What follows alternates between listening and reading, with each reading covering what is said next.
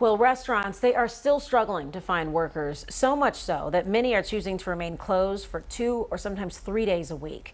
In fact, some are even relying on their personal friends to help them wash the dishes because the restaurants are so short-staffed. So this includes people like James you see in this video.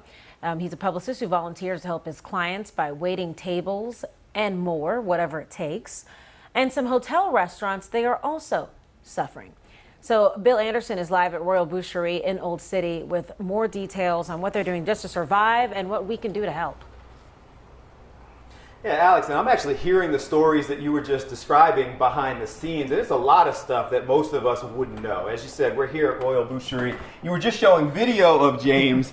He is actually here with us, and James is actually the one who brought this to our attention.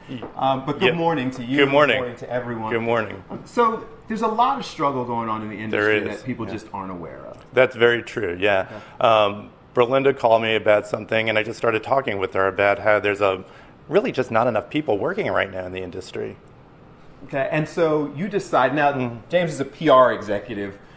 You work with a lot of these companies, I do, yeah. But you were so moved by it, you decided to volunteer yourself. I did. I worked with a client on East Passyunk Avenue called Fond, and they were at the point where they would have to call people and tell them not to come or possibly even close. So after a 25-year absence, I jumped back into the game and worked the floor on a Saturday night and then did again this past Saturday just to volunteer and help out. And you got a chance to see how we're treating people in the industry. Indeed. It's been a minute since I've been in the game, and it was a really good perspective. It gave me perspective on the whole industry.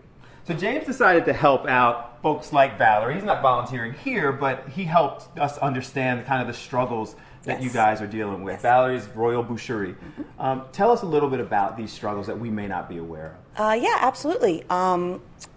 You know, since we reopened, and we're very grateful that we've been able to reopen and now getting to full capacity, like James said, it has been a struggle to staff the restaurant.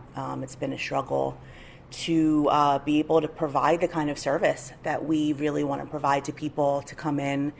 There are times on Fridays and Saturday nights where, like James said, we have to stop taking reservations or we're not able to seat the amount of tables or guests that we'd like to seat because we are not confident that we're going to be able to give them the quality of service and care that we really strive to give to them. So we're all working very hard. Everybody's putting in a lot of extra hours to try to get up to where we used to be and to provide the service that we want to provide for people and to really just make people happy.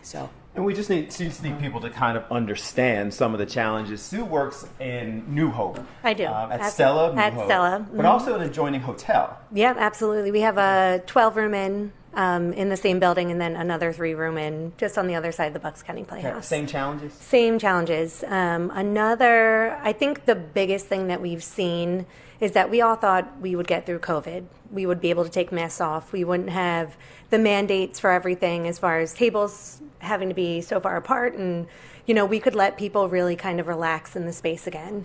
And then the unforeseen things that have come up since then, just in the past, I'd say month and a half, have almost been overwhelming for us, as industry veterans that have worked in the industry for 20, 30 years.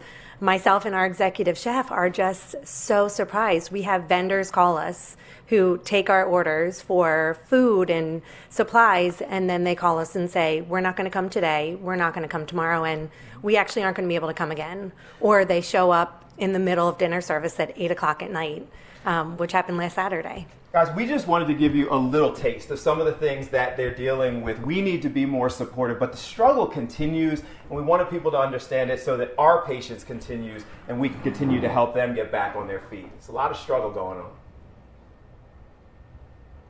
I mean, it's struggle all over, and we're seeing everyone's rolling up their sleeve. We're doing all we can do and just, trying to get our restaurants out there. Thank you, Phil. 8:20.